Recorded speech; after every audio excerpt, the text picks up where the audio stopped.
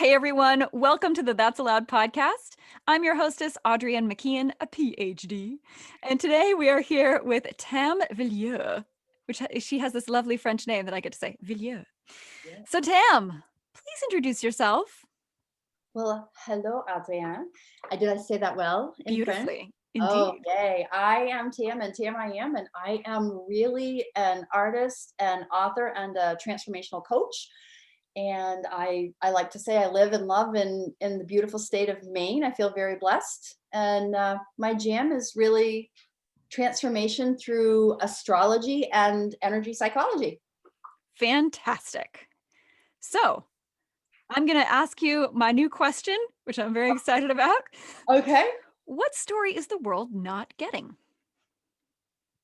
Oh, that's a good one. So, being that you're a PhD, probably in psychology or something, if I repeat the question, that means I'm delaying the answer, right? Actually, my PhD's in theater, so Oh, you're totally fine. okay. I'm Uh, not here to dissect you. I'm just here to help you tell stories. I know. So, I know. What story? So, I actually really think that the world is not understanding the story of astrology. And I mm, mean that. I really have this astrology is like taboo for people. yeah, And I don't get it. It's like if you say that you follow astrology, like they get this like that's they don't understand it. They can't connect the dots. They don't know how to make it relative to them. And some people go so far as to say like, "Oh, that's for witches." So I think it's a story that needs a little more attention, and I'd love to see it made more applicable to people. Honestly. yeah. Astrology. It's not just for witches anymore. Let's It's do oh this. my gosh, I'm gonna steal that line. It's yours. It's all yours. It's not just for which it's true. It really is. Sure, it's an old system, Mhm. ancient, uh, but really it's really brought, thank you, internet, into the forefront more and more, but still people don't really understand it. Yeah. They don't know really how to apply it. And as far as astrologers go, and I'm not a master astrologer, I'm a student of astrology. There's a lot of astro speak involved, and Yeah. it can be really, really confusing. Yeah. Um, but people shouldn't be so afraid of it psychologically, and really at a very concrete level. There's so much to be gained by understanding who you are, like at a cellular level, because of where the planets were when you were born. So tell us where your journey with astrology begins. Oh gosh, my personal journey probably began as a kid. Not like you are conscious of it when you're 6 or 7 or 8 years old, but I remember my parents chatting about it. And they were like, "Oh, Tam, that little Virgo, isn't she silly because she did this or that?" And they would poke at my brother, the Leo, and they would talk about each other. Oh, my dad's a Sagittarian, like, wonder what that means. And my mom was a Taurus, and I knew that she was being stubborn and fixed in her thinking, and they would talk like that. So it was in my awareness. But probably in my 20s, I started reading horoscopes like every other 20-year-old does. And by the time I was connecting the spiritual dots for myself, like early 30s, late 20s, early 30s, and I was really growing spiritually. And I started realizing how I feel that our great maker created a plan that he wanted all of us to be able to see. So he gave us numbers, and he gave us symbols, and he gave us planets, and he gave us the pieces to the puzzle. But I was realizing, like, you can really just fit it all together. um, I really, really started deep diving into astrology probably just 3 years ago. But when I go deep. So Mm-hmm. I went about 3 years ago when I literally, and talk about witches, I had an accidental psychic reading by somebody who basically said, "There's a book that wants to be born through you." And she downloaded this 90 minutes of information about what the book would look like, how it would be, and that God wanted me to have the project now go. Wow. Why doesn't that happen to me? Well, Had you been asking for something like that? It's I just so funny. I would just absolutely love that. I would love that if so, like I love the idea of an accidental psychic reading. I had Willow Bradner on here who calls herself the accidental psychic. And so, oh, no kidding. yeah, so I just love that idea of like sometimes that just happens. That happened for me yesterday when I was talking to my husband, and all of a sudden I was like, oh, there's a message for you. Hold on. I have no idea where this is coming from. Yeah. But I'm just going to spit it out. And I just started talking and talking and talking. And he was like, yes, that Oh, solves my problem. Thank you. And I was like, you're welcome. Thank you, whoever that was. right. Call it It's when we incredible. have like the mystery, like that which is too big to be named, we call it Bobby. It's just our little term. I I was love like, it. Bobby has a message for you.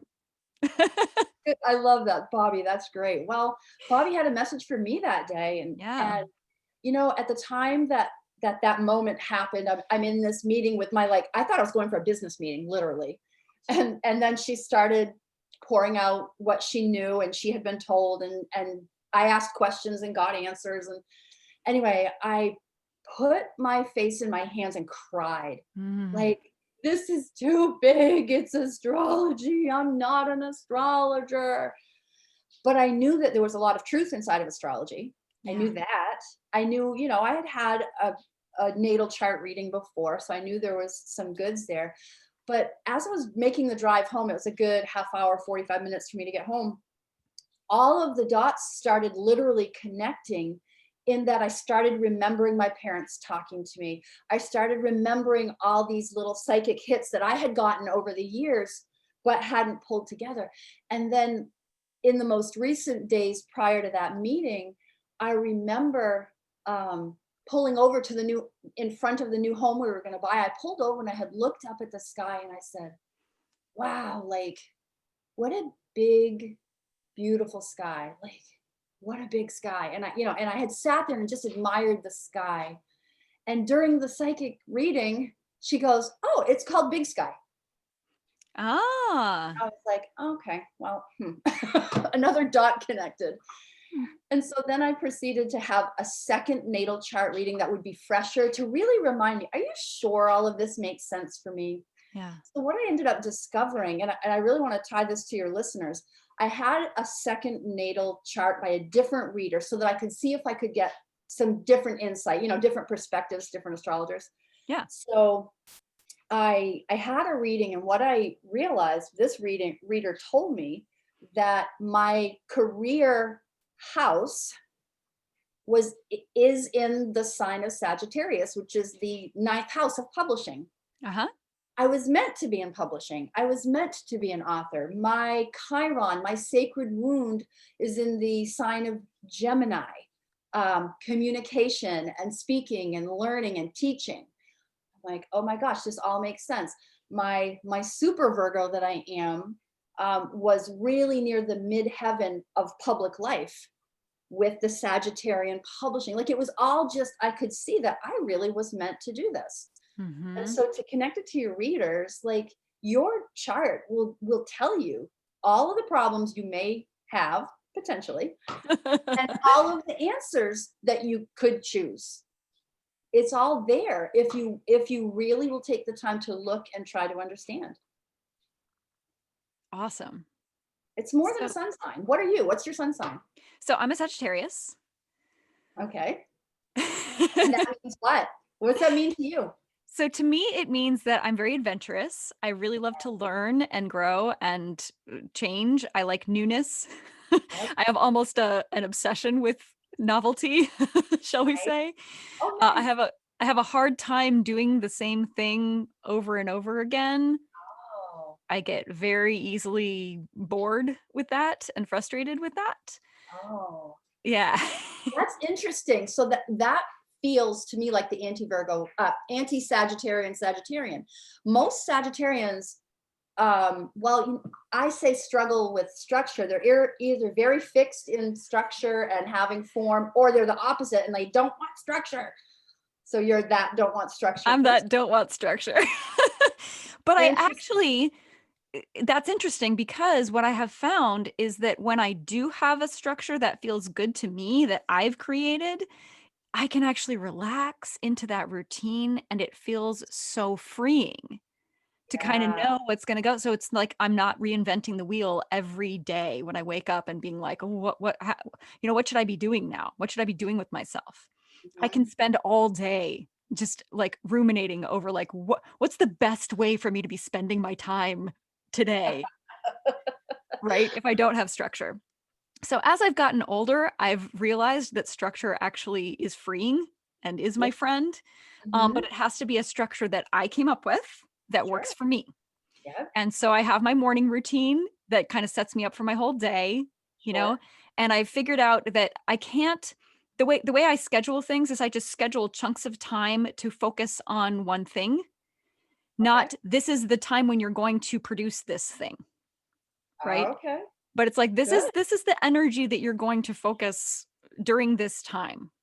Sure. And using the energies is so important, and knowing what the energies are. And that's like the whole thing about everybody understanding astrology. If everybody really fully understood about Saturn in Aquarius, which is what we went through this summer, it was Saturn in Capricorn and then Saturn in Aquarius. Saturn is about boundaries and restrictions. I like to Mhm. call it the cosmic thumb.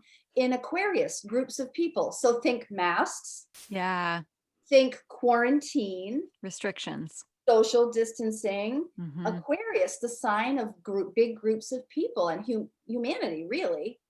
So it was very limiting on us. And now, we're Saturn in Capricorn again, but coming in December, we're going to go back into Saturn and Jupiter and Pluto inside of Aquarius. We're really heading into the age of Aquarius. And it's Yeah. super important for people to be willing to look at what does that mean for us? Because I'm finding, I don't know about your group of people, but there's a lot of fear. Like people think what we're in right now is what we're in forever, and this is the new normal. And I keep telling people that it's no secret we won the game already. We're really just watching a movie unfold. We've passed the test and it's all going to be okay. Hmm. So hang in there. Keep your eye on the prize. And when I say eye, I don't mean this eye, I mean your eye. Keep your Yeah. eye on the prize and know what your vision is. We're in 2020. So hold the vision strong, right? And it's going to be okay.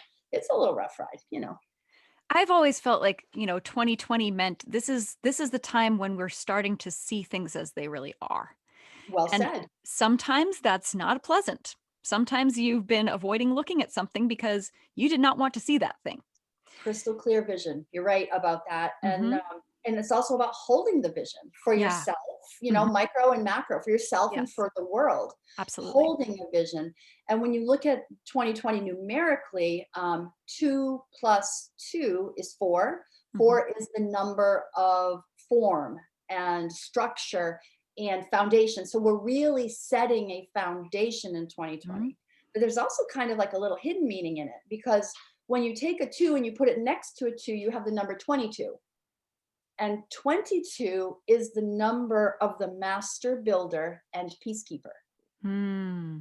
So this is about really finding harmony and building something harmonious, building something that really the whole world can count on as we move through this decade, because it's a whole decade of Venus and Mars doing their thing and trying to bring balance to that sacred feminine and sacred masculine. Yeah. Whole decade. So let's set up the decade really well, 2020, master peacekeeper and master builder, and set a foundation that's incredible. So what are some tools that can help people do that? Visioning, you mean? Yeah. Uh, Yeah. yeah, visioning. So for me, I always really, really encourage people to start at the foundation with values. What Mhm. energetic values or priorities do you want to bring forward? When I do a workshop with groups, I'll always say, what do you want to carry into this year or this decade? And some will say, better communication, and somebody else will say, I want a clean planet. Great. Those are things that matter for a lot of people, so we throw in all of that. But I tell my clients, like, 5 things that you'll live by every day that you can make all of your decisions by. Pick 5 priorities, and that becomes your filter for answering every question. Yeah. Yeah. That's the number one tool I love to use is know your priorities.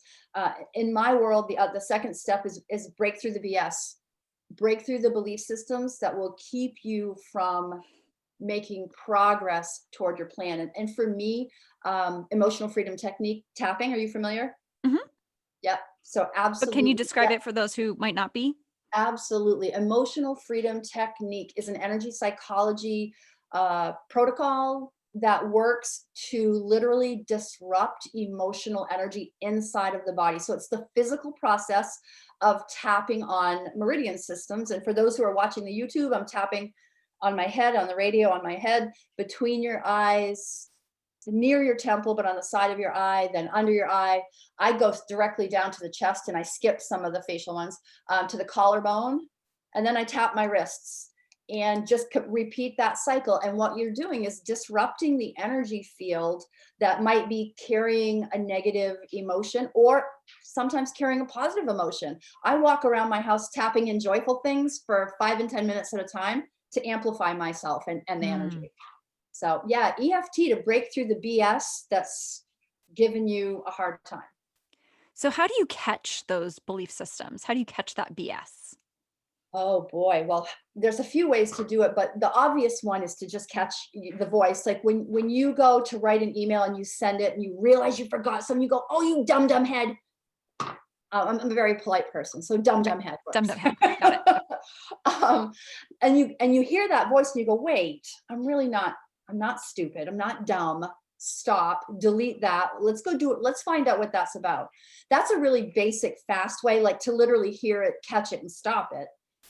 And but the really deeper way, I always recommend that people make what I call a hit list. And Mm. if you actually put an S in front of it, you know what the list is about, right? Yeah. It's a list that's made up of crap: conflict, resistance, anxiety, and problems. It's crap. And Mhm. it's your hit list. So you actually make a timeline from pre-birth to current. So you could do a decade at a time. We know through neuroscience and epigenetics that you are having inside of your cellular structure everything from your parents, your grandparents, their grandparents for 7 generations deep. And so you get the early information, what was going on in mom and dad's life before I was born, see if there's anything to heal there, and then earliest memories or stories you were told about yourself as a child that might have been crappy: conflict, resistance, anxiety, or problems. And so I tell my customers, make that list. And I've seen lists that are 8 and 12 pages long. Mhm. Mhm. Make that list and every day make peace with one story. Literally take emotional freedom technique and address the story, remove the pain from it, get neutral, and then cultivate how you'd like your life to be emotionally. It's beautiful. I love Yeah, that.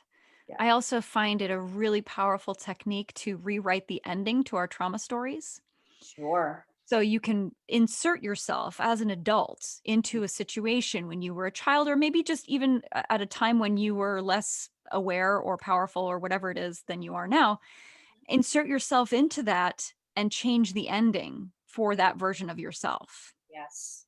Yeah, I like to do that kind of work with my clients. I studied NLP. I'm certified in neuro linguistic programming, so Uh-huh. that kind of work is really really powerful. My newest tool that I use, I have some customers that have been with me long term. Like they'll go away for a while, they'll come back, and they'll like, help me next level." So when I want to next level somebody, I look at the birth chart for astrology. Mhm. And I'll find out, like, where's their cosmic thumb?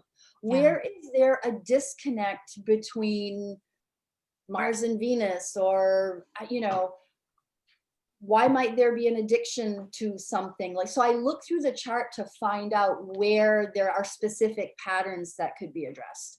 And that's another way to up level the healing, if you will. Yeah. It's all about transformation. I think we're here on this planet to learn and to grow. I had no plan of going into publishing and astrology, and I had no plan for that. I thought I was going to grow up and be an artist, and you know that didn't happen. Well, it kind of did. It took me till I was 50, but yeah, I'm a published artist, so I guess it did happen. There you go. So this is wonderful. I love all of this stuff. I just want to ask you one more question about this before we kind of dive into a fun exercise that I think you'll really enjoy. Um, what do you think is the most important thing for everyone to know or understand about astrology and how it can work for them in their lives? The most important thing that they can know. Well, I actually think there's probably six really important things, but I would like people to know ultimately it's not just your sun sign. It's not just that you are a Sagittarian and I am a Virgo. Really, you want to look at your rising sign and your moon sign. Those Mhm. are definitely three important points. So the sun is who you are at your core. You're Yeah. a Sagittarian and you love adventure and movement and the anti-structure structure. um, but your rising sign is the mask that you show, that you wear, the mask that how other people see you. It's Mhm. your coping mechanism, so to speak. So do you know your rising sign? Yes, I do. It is What is it? Scorpio. You're Scorpio. Very interesting. So I know what I feel about Scorpio, but why don't you tell us about Scorpio? So I think I wore my Scorpio mask for a long time, and it's become less powerful over time as I've become more kind of aware of that and unmasked it. But Okay. the Scorpio is that very strong, like sexual attraction energy for me, where I try to sort of seduce people and control people with that energy. Yes. Uh, yeah, and so for a long time, that was kind of what I led with. And that was what people saw about me right away and got this strong energy of like, oh, interesting. Um, and I was, a big flirt and all of that. But it was also this kind of emotional intensity Mm. of this very like, I have this deep well of emotions, right? And it was almost like a warning that I would, carry around, like, don't upset me. You won't like me when I'm upset. Yeah. Yeah. So the mask is important because, you know, they're going to see the mask first. They Mhm. might guess you are a Scorpio and you're like, no, I'm totally a Sag, but no, you're showing the planet. So I think it's really important for people to know both of those things. And the moon is about our emotion and how we deal with our emotion. And if Yeah. you can find out which house all three of these things, the sun, the rising, and the moon sit in, you'll know which area of your life they're most applicable. Now, the rising sign is always at the cusp of the first house. So Yeah. that's the same all the time. But if you know where your sun is and if you know where your moon is, that gives you a lot of information to really, really work from. So those are the three key ingredients. I want to spill all six of them, but I'll just stop right there because Do you wanna know uh, what my moon sign is? tell me, please. I am a Gemini moon. Oh, interesting. Yeah. This is perfect. The whole podcasting thing, Yep. communication, curiosity about other people, and Yeah. then teaching because you have that your skill for coaching and all of that. That's perfect for Gemini. Do you know what house all of these are in? Um, no. No, find I that have to out. look it That's up, your but next task. yeah. But Yeah, I like have found, the thing about Gemini is, there is that sort of like duality, right? And sure. sort of like self-conflict. Two And different ideas. Yeah. exactly, exactly. And so one thing that I have found, I guess, I think of my moon as almost sort of my shadow side, the side of me that, it takes a while of knowing me to get to see that. Yep. And so I do find that I have a hard time, like I can talk a blue streak, I can talk to you all day, but then deciding sort of what's the core of my idea, you Mhm. know, what's the most important thing and editing things down, Mhm. man, that is my Achilles heel. Even emotionally you're very much in your head, and I would certainly encourage you to, as much as you can, like, identify that, Yeah. get down into the heart Get into space the heart and bring space. it down. But those Geminis do like to live in their head, and then you're Scorpio, which is water, and you're Sag, which is fire. That's So pretty balanced. I got a lot going on. You got it And then all I going surround on, girl. and then I surround myself with Virgos to Oh be god, grounded. earth. Exactly. And Earth, Tauruses. that's nice, that's nice. So, the more you know about yourself, it's life's little hurdles become a little easier to get over. Yeah. Oh yeah, Yeah. like, so I'm a Gemini and I'm in my head a lot about my emotions. I'm trying to be really practical about my emotions. Well, when you know that, now you have something to work with, and you can sort of self-help yourself through this stuff. Yeah. It's so powerful. There's just nothing to be afraid of around astrology. Keep it simple, but keep learning more. Find a key word about every single zodiac sign that you can remember. One key word about each of them is a good place to start, you know? Absolutely. So let's take it up to a higher level now. You were talking more about 2020 and what that means for people, but also the age of Aquarius and what we're moving into, Mhm. and that kind of, that base that we're creating here.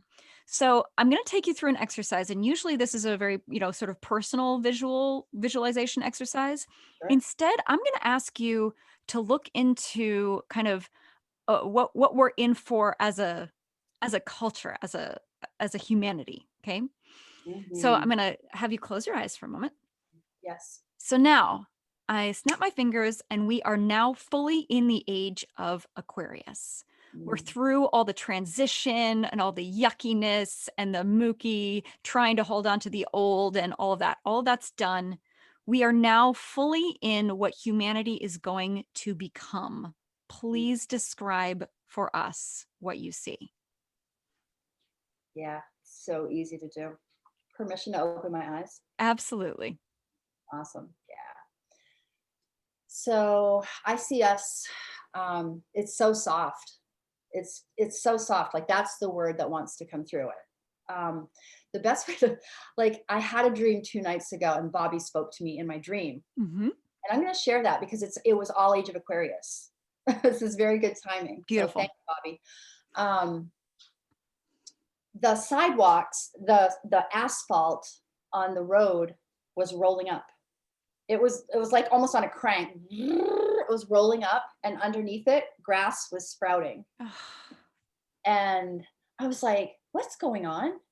And Bobby said, "I want to see how well you can take care of the planet." I said, "Oh." And it was like a 5 or 10 minute oh. Uh-huh. But he was basically saying, like, I'm trusting you guys to do it right. The age of Aquarius is where everybody cares for everybody. And there'll be very much a reaching out, an extension of ourselves into everybody else all the time. It's like the silver cords that are very real in the quantum field between you and I are going to really be felt. You're going to know the web for what it is.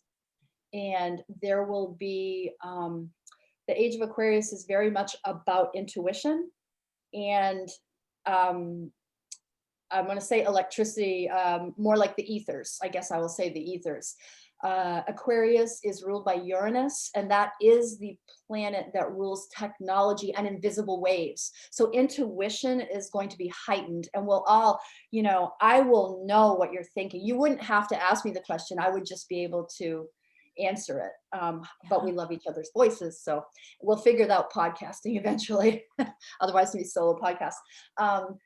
So technology is going to, like, the ideas are just going to roll out, and there will be answers that are going to make the whole feel better. It's not what's good for me, it is what's good for we, and it's going to work, and it's going to be beautiful and incredible and so soft. The coming together is really on its way. Not that there won't be rough spots, not that there won't still be evil and bad, but there will be good. There will be a lot of digital stuff. There will be a lot of AI, and for the better. If we're not having to slug away in a manufacturing or in a job that we didn't really want, if we're not having to do that, then we can spend time with our intuition and our imagination, creating the next best thing for us. I believe Bobby wants us to live in joy and peace, and that is the intention of the age of Aquarius. It's a very friendly time. Lots of gatherings, lots of people together joyfully in a friendly way, being their best selves possible. It's really a beautiful place to live. Oh, I'm so excited now. Yeah, you should be. It's not a secret. Tell everybody. Yeah. We passed the test. Like, the age of Aquarius is the promise that we all made to each other before we came here. Mhm. It's the high five we gave Bobby on the other side, you know? The Age of Aquarius. But I also think about that message from Bobby of, I want to see how well you can take care of the planet and of each other. Mhm. So I hear what you're saying, that we've passed the test, but I also think there are additional opportunities Mhm. coming up Yeah. to I would really go believe that deeper very into much. that. Yeah, I would believe that very much so. And I would say honestly, this decade, the 2020s decade is our foundational decade. Yeah. I believe that's where we're going to course correct, course correct, course correct. As we go into the 2030s, now we're talking about the 30s are really about creativity, Yeah. creativity, creativity. So, we're going to keep evolving this, and maybe it's going to take 50 years to flesh out, but we're well on our way. We're definitely well on our way. The Age of Aquarius gets into its fullness later around 2027, for its fullness, like its Yeah, yeah. bigness. Yeah. So it's So going to what be, can so you said course corrections. What can we all be doing to kind of help those course corrections along, oh, individually and as a group? um, so this is opinions. This, Yeah. my intuitive self tells me when Bobby whispers, it's what I just said. It's the softness. The key word is it's softer. And if we all can, so it's an interesting point of view that you have that point of view that it could be rough and bumpy and we're supposed to do more work. I try to teach clients always just see the other side as an interesting point of view. Yeah. And the more people that take that on board, you and I both know what's going on right now politically. And Yeah. and I keep saying, whenever I feel myself get wound up, it's Mhm. an interesting point of view that they have that point of view. It's not my point of view, but it's their point of view, and it has to be okay. Yeah. We all have our childhood filter that we're living through. What you saw as a kid looks like this, but what I saw looks like that. And we're never going to see things identically. So if we can just agree that it's interesting, your point of view and mine, I think the Age of Aquarius can be beautiful. There's no need for extremes in my Mhm. world. Mhm. There's no need for it. I mean, I have a lot of Libra in my chart. I'm pretty balanced, but it really can work for everybody to just bring in that Libra energy and find balance. It's simply an interesting point of view, and we'll see how it plays out. So what I'm hearing is a lot of softening, softness, letting Softening. go of the need to fight. Right. Stop And resisting yes, anything and yes, just have that beautiful acceptance of what is. I have my perspective, you have your perspective, and just let go of that conflict. exactly. And you brought up a point there, that resistance and that need to fight. We are currently, as we're ending 2020, in case listeners catch this in next year, as we're ending 2020, we are in a very difficult period with Mars being inside of Aries. It's currently retrograde as at the time that we're recording this, but it will be moving forward again. Mars inside of Aries is nothing but pure aggression, energy, movement, divine masculine. The god of war was Yeah. Mars. And Mhm. so we're all feeling super edgy and very, very sharp.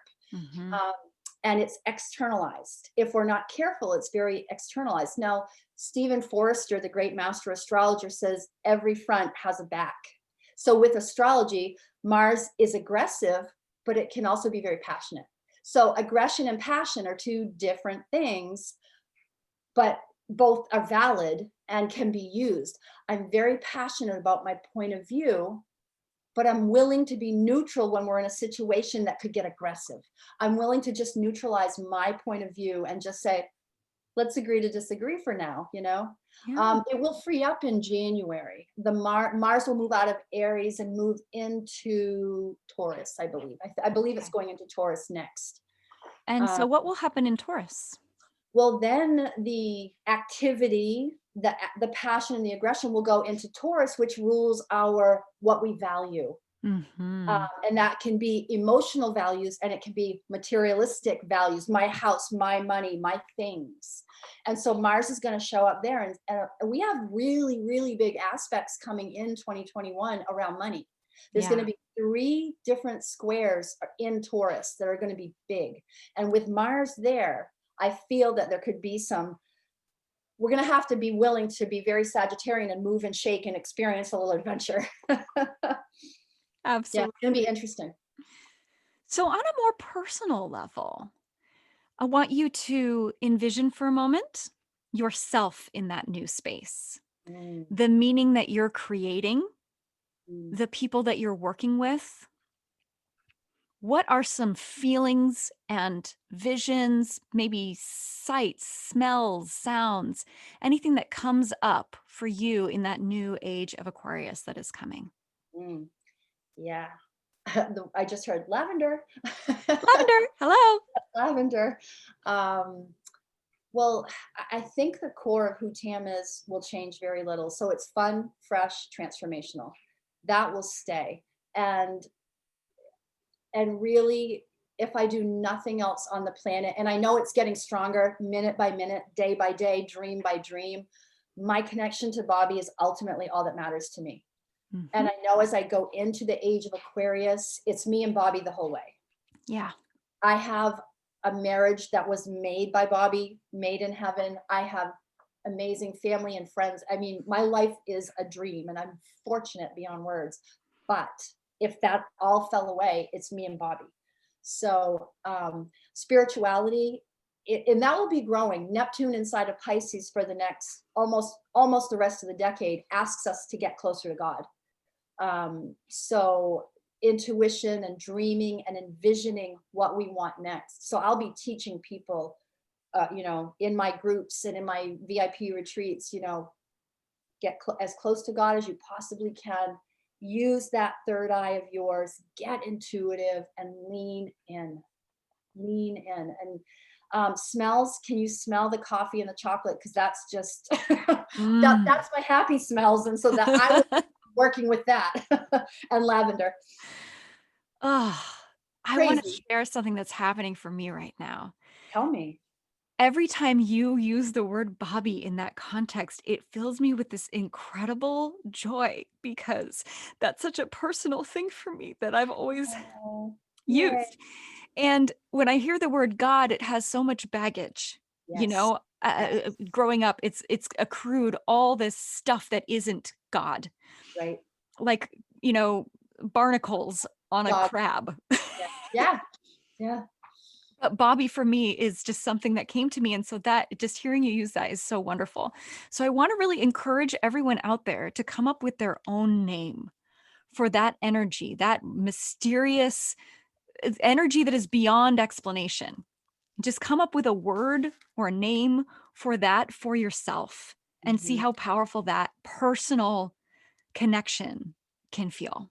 Oh, you brought tears to my eyes. I love it. I am going to snag Bobby for my household. I, Absolutely. I am, because Bobby knows that it doesn't matter what we call him as long as it feels right for us. And, I Yes. have grandlittles. I have 3 beautiful granddaughters. They're from 1 year to 2.5 years old. And more than anything, I want to teach them how to have Bobby without dogma. You know, Yes. I want Yes. them to have that. So I love that you shared that with me. And I can't wait to share this out in the world. Thank you so Thank much, and thank you, Bobby. Yeah. Thank you, Bobby. Thank you, Bobby. Absolutely. Oh, I feel like we have to end on that note because it's just so beautiful and perfect. It is. It is. How can the people listening find you, my dear? I would love them to find me at, I actually have 2 websites. Choosebigchange.com is my coaching. And if you want to learn a little bit more about astrology, I have a book that makes it so simple, so easy. It's called theenergyalmanac.com, and they can go there. Beautiful. Thank you so much for this. I really needed this today. Welcome and thank you. Feels good.